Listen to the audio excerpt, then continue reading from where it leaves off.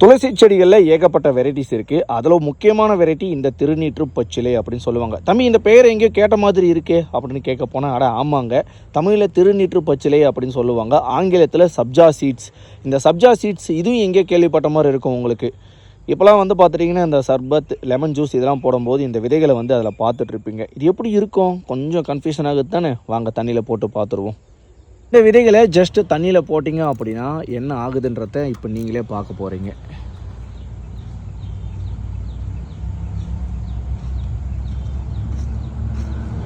போட்ட கரெக்டாக ஒரு 2-3 நிமிஷத்தில் இந்த விதைகளுக்கு மேலே ஒரு கோட்டிங் வர ஆரம்பிச்சிடும்.